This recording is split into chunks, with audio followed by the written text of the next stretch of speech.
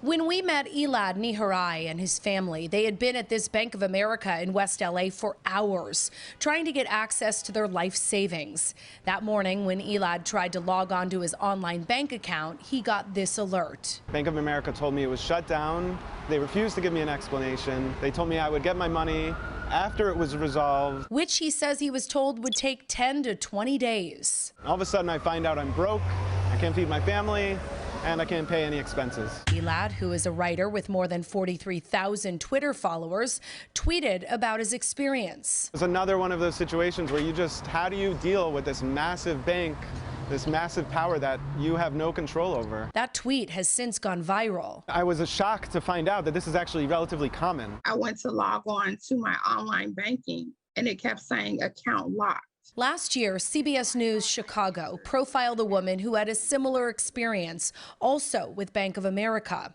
Once we arrived to interview Elad outside the bank, he says the mood quickly changed and the bank allowed him to transfer all of his money into another account. So that's the part that hasn't been resolved. They literally will not give me any information. Banking expert J.D. Kuntz says the reason banks shut down accounts is because they've been flagged for suspicious behavior. And unfortunately, some good people are being caught in the net with the bad when they try to weed out who may be causing problems. Banks are required to file suspicious activity reports, or SARs, to regulators. In 2014, banks filed about 830,000 SARs.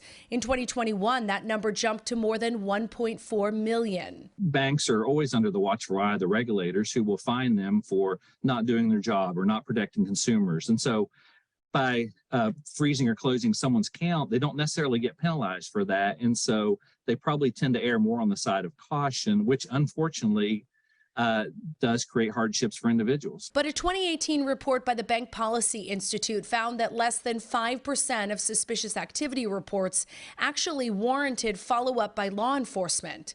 After speaking to B of A, we learned that the FBI had flagged Elad's account. This was after he says he was the victim of email masking, where a scammer pretended to be him and asked one of his clients for money. He reported that fraud to the FBI last week. Our expert also recommends putting your money in multiple accounts at different banks. So if your account is closed down, one account is closed down, you're not left without access to any money.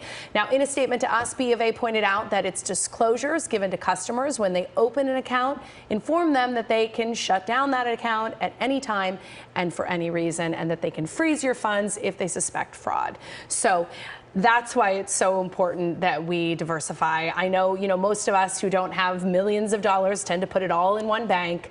But if you put it in, two different accounts, at least you have access if one were to shut down. He's now moving over to a credit union. That's another idea, too, to go to a smaller, more regional bank.